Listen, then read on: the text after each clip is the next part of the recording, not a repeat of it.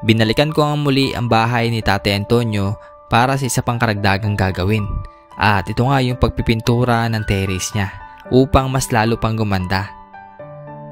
At bago nga ako pumunta ay namili muna ng mga kailanganin tulad ng pintura at kung ano-ano pa. At kasabay na rin ang pagbili ng bigas at pangulam nila Tate Antonio. After nito ay agad akong bumiyahe papunta sa kanila. Pagdating ko kay Tate Antonio, inabutan ko itong mag-isa at nakatambay sa bagong bahay niya. Bali dito daw siya natutulog kapag hapon. Umalis raw ang kanyang anak at nagtatrabaho sa bukid at ang kanyang mga apo naman ay nasa school. Kaya kapag mga gantong oras nga ay naiiwan siyang mag-isa dito. Ngunit nagulat pa nga ako dito dahil napansin ko na may ilaw na ang kanyang bagong tahanan. Meron tayong gagawin mga bahayan, karagdaging gagawin sa bahay ni Tate Antonio. Pipinturahan natin ng green yung kanyang kawayan para mas lalong gumanda pa. Ha? Ayan, so meron akong dala ito. Tapos meron tayong dala din na ulam para dito kay Tate Antonio. O tatay, ay kayo na lang magpasikaso niyan mamaya sa kay Kuya Alvin. Manok at isda pang tinola nyo. Sabaw, dapat may sabaw para sa inyo. Ayan, so bigay muna natin tong itlog. Ito, oh.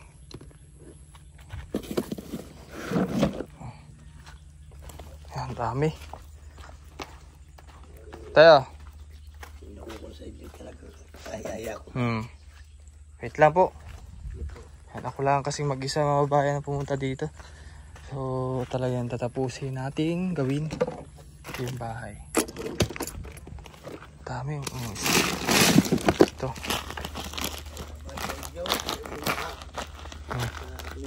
Tinulong ninyo. Ito tatay. Nagbigay sa inyo. Talaga kung napapakuhay. Wala ko napapag sa buhay ko eh. Lakas lakay tayo no. Ito yung itlog kailangan at araw-araw meron kang nilagang itlog para gumanda yung katawan mo. Tapos yung binigay ninyong yung nga pala, nakalimutan ko pala yun. Sige, sa sunod na lang pumabalik din na po ako. Masarap sa kwa. Para pag iba-iba akong baraso ko, nataba. Taba ikaw Ayan, so paluto mo na lang tatay yung Oo. Yung isda at manok. Tapos ay po yun, ay kaldero. Saka nagsaing. Sa IC Commander doon. Sana yung itlog tatay meron kang palagi. Nilagang itlog araw-araw. Para maganda sa katawan mo din yan kasi. Sabi ko siya, ikaw magluto. Talaga ako hindi pa pagluto. Bawal ang usok. Pasuyo mo lang. Salamat po sa inyo. Sa inyong tulong. Sa inyong lahat. Kinukuha ko talaga. Kaya ako napapayak sa sarili ko. Basta kailangan tulungan din yung sarili mo para gumaling ka, lumakas. Oo, awa rin Diyos. Minom ng herbal tatay, yung mga nilagang dahon ng bayabas, maganda daw yun mas nabasa ko. Huwag mong kayo nito.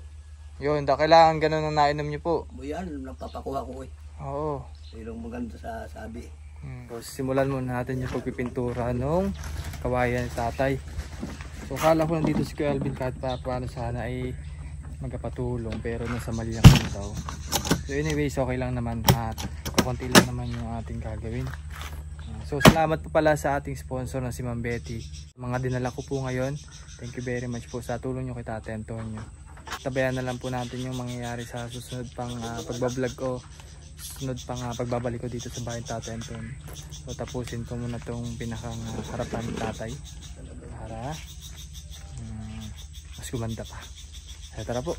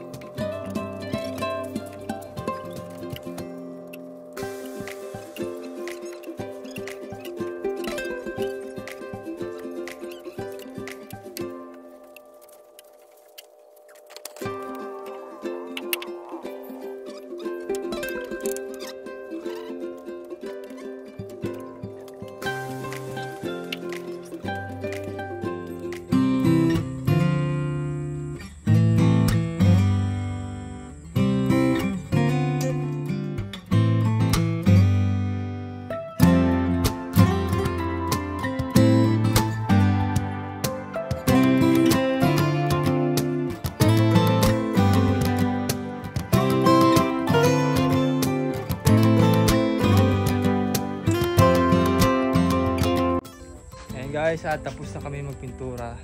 Pininturahan ko na rin yung pinakansahig. Ayan, para mas malinis tingnan. Mabuti na lahat dumating yung anak ni Kuya Alvin at kahit paano po ay natulungan tayo sa pagpipintura dito sa loob. Ito kasi yung natirang di napipinturahan. Kanya ko pinapinturahan itong loob. So natapos din naman. Yan. So ito yung pinakaunahan. Gumanda lalo. Yung gilid. Tapos yung pinakalikod. Meron na din. Yan. Tatay, okay na? Okay na yung bahay mo. Okay.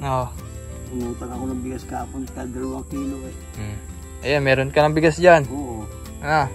Paluto ka na ng tapos tinola para may Siya magluluto. para ikaw ay merong sabaw. Tapos may isda na rin doon. Yung isda ipasasain ko sa suka. Hindi ko nang babawasan ng itlog na yun. Ako yung magbabawas ang 2 ito, kakainin ko naman. Tatabi ko yan. Mas maganda tatay every morning itlog nilaga na para malakas ang katawan mo. Yung dinalang gamot, yung Oo, sige po at nakalimutan lang. sabi ko, ay, ang maganda. Ayan, so sige po. Sige. At balik na lang ako sa this week din naman siguro makakabalik ako dito sa bahay ng tatay. Lovely siyan. Ng ribbon cutting po ng bahay ng tatay. Yung project sa akin, sa mga anak ko ang ganda tatay ang bahay mo. Sabi, Maraming salamat muli sa inyong mga babayan at hanggang dito na lang muna update natin pabahay para kay Tatay Antonio. Sa lahat po ng PB team, ingat kayo palagi sa inyong mission. Bye bye!